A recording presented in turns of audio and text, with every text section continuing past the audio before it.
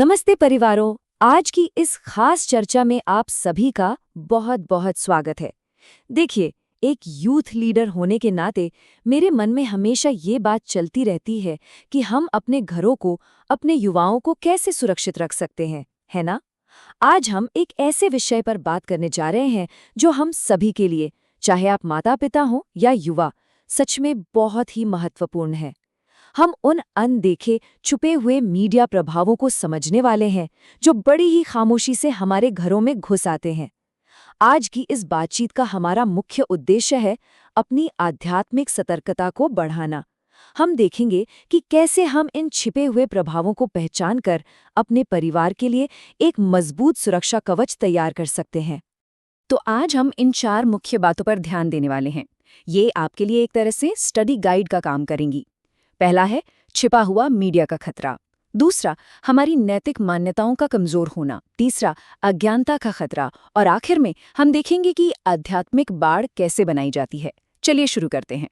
भाग 1, छिपा हुआ मीडिया का खतरा। अब जरा सोचिए, जो बात आज से 30 साल पहले बिल्कुल नामुमकिन सी लगती थी ना, वो आज एक सच्चाई बन चुकी है। हम बात कर रहे हैं सबलिमिनल मैसेज की, यानी एक ऐसा संदेश जो हमारे दिमाग तक पहुंच तो जाता है, लेकिन हमें इसका बिल्कुल भी एहसास नहीं होता।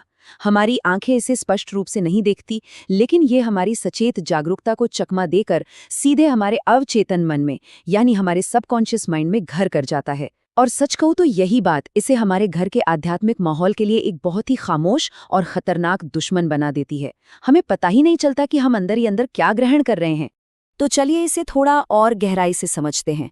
स्रोत हमें इस छिपे हुए प्रभाव का एक बहुत ही चौंकाने वाला उदाहरण देता है। बताया गया है कि कुछ विज्ञापनों में बर्फ के टुकड़ों की तस्वीरों के अंदर बहुत ही चालाकी से अनुचित यौन मुद्राओं और पशुता को छिपाया गया था। अब भले ही आप इन्हें अपनी आंखों से सीधे न देख पाएं, लेकिन स्रोत का तर्क है कि हमारा अवचेतन मन इस संदेश को पकड़ लेता है, और इसका नतीजा ये हमारे दिमाग में पीने की चीजों और यौन अनैतिकता के बीच एक अनदेखा सा कनेक्शन बना देता है। ये सच में सोचने वाली बात है कि कैसे बिल्कुल साधारण सी दिखने वाली चीजों का इस्तेमाल हमें गलत संदेश देने के लिए किया जा सकता है। और दिलचस्प बात तो ये है कि ये माध्यम हमारे रोजमर्रा के जीवन में कितने आम हैं। टीवी, रेडियो, रॉक संगीत, न्यूज़पेपर्स, मैगजीन्स, पोस्टर्स और बड़े-बड़े होर्डिंग्स, ये सब हमारी जिंदगी का हिस्सा हैं, है ना? यहाँ स्रोत हमें एक बड़ी चेतावनी देता है। अगर हमारे नैतिक मूल्य और हमारी मान्यताएं थोड़ी सी भी कमजोर हैं, तो इन आम प्लेटफॉर्म्स में छिपे ये छोटे-छोटे सुझाव हमारी सोच को बहुत ही बारीकी से बदल सकते हैं। और यही वजह है कि हम सभी को बहुत ज्यादा सतर्क रहने की जरूरत है। भाग 2, हमारी नैतिक मान्यताओं का शरण। अब जब हम समझ चुके हैं कि ये छिपे हुए संदेश काम कैसे करते हैं, तो हमें ये भी देखना होगा कि ये हमारी गहरी ईसाई मान्यताओं को कैसे अपना निशाना बनाते हैं। आपको जानकर शायद हैरानी होगी, लेकिन स्रोत रॉक रिकॉर्ड्स में पाए जाने वाले सब ऑडियो सुझावों के बारे में कुछ खास दावे पेश करता है, जैसे कि राजनीतिक विचारधाराएं थोपना, कि साम्यवाद ही सबसे बेहतरीन सरकार है, या फिर युवाओं के मन में गहरी निराशा और विद्रोह पैदा करने वाले संदेश देना, जैसे माता पिता से नफरत करो, आत्महत्या करो, ड्रग्स लो, या फिर पूरी दुनिया ही बेईमान है।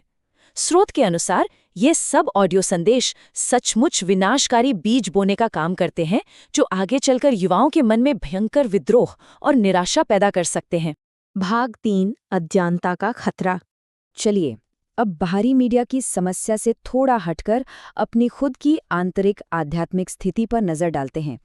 और ये बात बाइबल की एक आयत को बहुत ही बेहतरीन तरीके से समझाती है। होशिया 4:6 कहता है कि परमेश्वर की व्यवस्था के ज्ञान की कमी के कारण वे नष्ट हो गए। ये पूरी चर्चा को सीधे हमारे पवित्र शास्त्र से जोड़ देता है। आज के इस डिजिटल युग में इसका सीधा सा मतलब ये है कि अगर हम और हमारे परिवार इस बात से बिल्कुल अनजान है कि हमारे फ़ोन, टैबलेट और टीवी के जरिए हमें क्या परोसा जा रहा है, तो यही अज्ञानता हमें आध्यात्मिक रूप से कमज़ोर कर देती है। सही ज्ञान न होना ही हमारी सबसे बड़ी कमज़ोरी बन जाता है। यहाँ सबसे अहम बात यह है कि स्रोत ज्ञान की इस कमी को एक विरोधी योजना से जोड़कर देखता है। जैसा कि इफिसियों 2:1-2 के संदर्भ में बताया गया है, जो लोग परमेश्वर की धार्मिकता और नेकी को सीखने में विफल रहते हैं, वे विनाश के रास्ते पर चले जाते हैं। और स्रोत इसे सीधे तौर पर शैतान की एक चाल या योजना बताता है। ये हम सभी माता-पिता और युवाओं के लिए एक बहुत बड़ा वेकअप कॉल है। हमें खुद सक्रिय होकर यह सीखना ही होगा कि परमेश्वर की नज़र में सही क्या है। भाग 4 आध्यात्मिक बाड़ बनाना। देखिए, हमने खतरे को तो पहचान लिया है, लेकिन हम डर के साए में नहीं जीने वाले। एक यूथ लीडर के तौर पर मेरा हमेशा से यही लक्ष्य रहा है कि हम अपने परिवारों को मजबूत और सशक्त बनाएं। यहाँ आप एक बहुत ही स्पष्ट अंतर देख सकते हैं। एक तरफ दुश्मन की चालें हैं जो एकदम गुप्त हैं, अंधेरे में काम करती हैं, सब ऑडियो सुझावों और छिपी हुई तस्वीरों का इस्तेमाल करती हैं और हमारी अनभिज्ञता का पूरा फायदा उठाती हैं। लेकिन जरा दूसरी तरफ देखिए, वहां एक विश्वासी की मजबूत ढाल है जो पूरी तरह से प्रकाश में है। ये परमेश्वर का वचन है, पवित्र आत्मा का मार्गदर्शन है और हमारी अपनी बनाई हुई आध्यात्मिक बाढ़ है। ये सच में दुनिया की इन छिपी हुई रणनीतियों और बाइबल की सुरक्षित ज्ञानवर्धक शिक्षा के बीच के गहरे अंतर को सामने लाता है। तो आइए आगे बढ़ते हैं और देखते हैं कि हम ये सुरक्षा कैसे तैयार कर सकते हैं। स्रोत हमें सुरक्षित रहने के लिए एक बहुत ही स्पष्ट रास्ता दिखाता है। पहला कदम परमेश्वर के वचन को विकसित करना, यानी उसका रोजाना अध्ययन करना, उसे पढ़ना। दूसरा कदम उन नैतिक मूल्यों को दिल से स्वीकार करना और उन्हें अपनी जिंदगी का हिस्सा बनाना। और तीसरा कदम पवित्र आत्मा के मार्गदर्शन में चलना। स्रोत हमें बहुत ही प्यार से याद दिलाता है कि देखिए, बचाव के तरीके तो हमारे पास मौजूद हैं, लेकिन ये कोई जादू नहीं है जो अपने आप काम करने लगेगा। हमें हर दिन इन कदमों को अपनी जिंदगी में सक्रिय रूप से लागू करना होगा। जैसे जैसे हम आज की इस चर्चा के अंत में आ रहे हैं, मैं आप सभी परिवारों, माता-पिता और युवाओं के लिए एक सवाल छोड़ना चाहता हूं। जरा सोचिए, क्या हमारी आध्यात्मिक बाढ़ आधुनिक मीडिया के इन अनदेखे प्रभावों का डटकर सामना करने के लिए सच में काफी मजबूत है?